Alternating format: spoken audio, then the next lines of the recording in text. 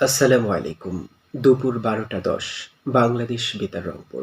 স্থানীয় খবরে আমন্ত্রণ জানাচ্ছি ইউসুফ খন্দকার। আসন্ন ত্রয়োদশ জাতীয় সংসদ নির্বাচন ও গণভোটে ভোট দিতে বিশ্বের বিভিন্ন দেশে এ পর্যন্ত ৬,৭৭,২৩৩ জন প্রবাসী ভোটারের কাছে পোস্টাল ব্যালট পাঠানো হয়েছে। প্রবাসী ভোটার নিবন্ধন বিষয়ক out of country voting system and implementation প্রকল্পের টিম লিডার সালিম আহমদ খান এ তথ্য জানিয়েছেন। নির্বাচন কমিশনের তথ্য অনুযায়ী ত্রয়োদশ জাতীয় সংসদ নির্বাচন ও গণভোটে পোস্টাল ব্যালটের মাধ্যমে ভোট দিতে পোস্টাল ভোট বিডি অ্যাপের মাধ্যমে মোট ১৫,৩৩,৬৮৩ জন ভোটার নিবন্ধন করেছেন। এর মধ্যে দেশের ভেতরে ইন কান্ট্রি পোস্টাল ভোট ক্যাটাগরিতে নিবন্ধন করেছেন ৭,৬১,১৪১ জন। এছাড়া বিশ্বের বিভিন্ন দেশ থেকে ৭,৭২,৫৪২ জন প্রবাসী ভোটার নিবন্ধন করেছেন। আজ ৭ই জানুয়ারি সীমান্তে কিশোরী ফেলানী হত্যার ১৫ বছর। ২০১১ সালের এই দিনে কুড়িগ্রামের ফুলবাড়ির অনন্তপুর সীমান্তে ভারতীয় সীমান্তরক্ষী বাহিনী বিএসএফের গুলিতে নির্মম হত্যাকাণ্ডের শিকার হয় ফেলানী। দীর্ঘ ৪.৫ ঘণ্টা কাঁটাতারে ঝুলে থাকে ফেলানীর মৃতদেহ। গণমাধ্যম সহ বিশ্বের মানবাধিকার সংগঠনগুলোর তীব্র সমালোচনার মুখে পড়ে ভারত। পরে বিএসএফের বিশেষ কোর্টে ২ দফায় বিচারিক রায়ে খালাস দেওয়া হয় অভিযুক্ত বিএসএফ সদস্য অমিয় ঘোষকে। এ রায় প্রত্যাখ্যান করে ভারতীয় মানবাধিকার সুরক্ষা মঞ্চ মাসুম এর সহযোগিতায় ভারতীয় সুপ্রিম কোর্টে রিট আবেদন করে ফেলানীর পরিবার। তবে ১৪ বছর পার হয়ে ১৫ বছরে পড়লেও এখনও ফেলানী হত্যার বিচার পায়নি পরিবার। এদিকে আজ বিভিন্ন রাজনৈতিক ও মানবাধিকার সংগঠন ফেলানী হত্যা দিবস উপলক্ষে নানা প্রতিবাদী কর্মসূচি পালন করছে। সাবেক প্রধানমন্ত্রী ও বিএনপি চেয়ারপারসন বেগম খালেদা জিয়ার আত্মার মাগফিরাত কামনায় গতকাল রংপুর প্রেস ক্লাব মিলনায়তনে রংপুর সাংবাদিক ইউনিয়ন আরপিজেইউ এর উদ্যোগে আলোচনা ও দোয়া মাহফিল অনুষ্ঠিত হয়েছে।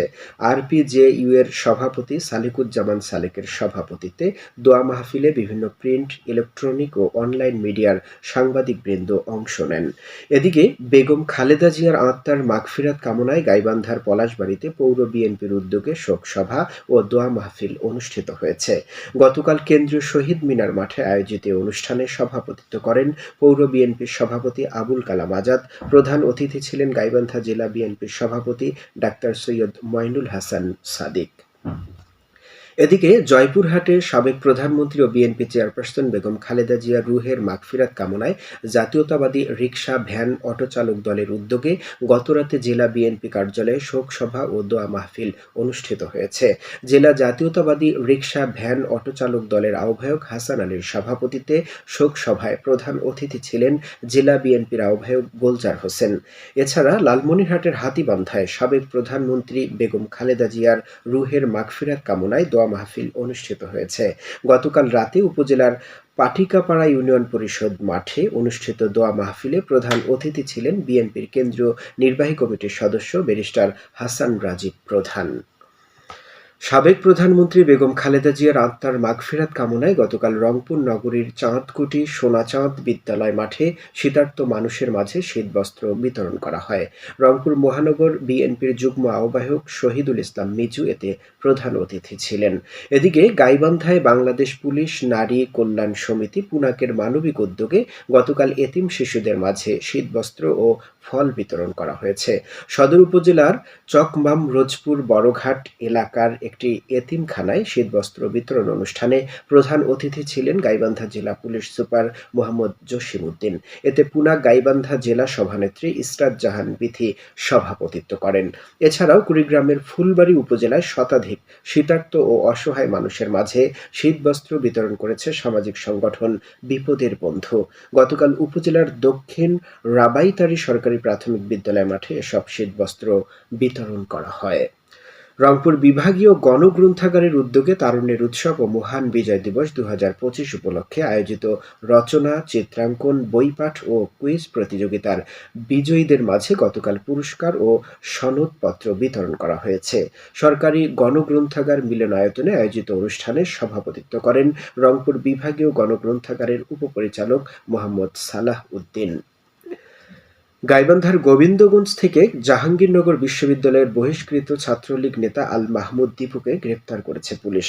গতকাল রাতে উপজেলার শাখাহার ইউনিয়নের পিয়ারাপুর জাঙ্গালপাড়া নিজ বাড়ি থেকে দীপুকে গ্রেপ্তার করা হয়।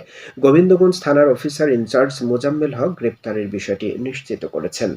তিনি জানায়, গ্রেপ্তার দীপুর বিরুদ্ধে ২০২৪ সালের সংসদ নির্বাচন পরবর্তী দোকানপাটে হামলা, ভাঙচুর ও অগ্নিসংযোগের অভিযোগে মামলা রয়েছে। খেলার খবর। কুড়িগ্রামের রৌমারী উপজেলায় উপজেলা পর্যায়ের ৫৪তম শীতকালীন ক্রীড়া প্রতিযোগিতা শুরু হয়েছে। আজ সকালে রৌমারী সি.জি. জামান সরকারি উচ্চ বিদ্যালয় মাঠে উপজেলা নির্বাহী অফিসার আলাউদ্দিন প্রতিযোগিতার উদ্বোধন করেন। প্রতিযোগিতায় আজ অ্যাথলেটিক্স, আগামীকাল ভলিবল ও ব্যাডমিন্টন প্রতিযোগিতা অনুষ্ঠিত হওয়ার কথা রয়েছে। উপজেলা স্কুল, মাদ্রাসা ও কারিগরি শিক্ষা ক্রীড়া সমিতি এই প্রতিযোগিতার আয়োজন করেছে। সবশেষে আবহাওয়া। আজ সন্ধে ৬টা পর্যন্ত পূর্বাভাসে বলা হয়েছে, দেশের নদী অববাহিকায় হালকা থেকে মাঝারি ধরনের কুয়াশার কারণে সকাল ৯টা থেকে পরবর্তী ২ থেকে ৩ ঘন্টা দৃষ্টিসীমা ৬০০ মিটার অথবা আরও কম হতে পারে। এসব এলাকার নৌযানসমূহকে সাবধানে চলাচল করতে বলা হয়েছে, তবে কোনো সংকেত দেখাতে হবে না। খবর শেষ হলো। আমাদের পরবর্তী স্থানীয় খবর প্রচারিত হবে বেলা ২টা ৫ মিনিটে।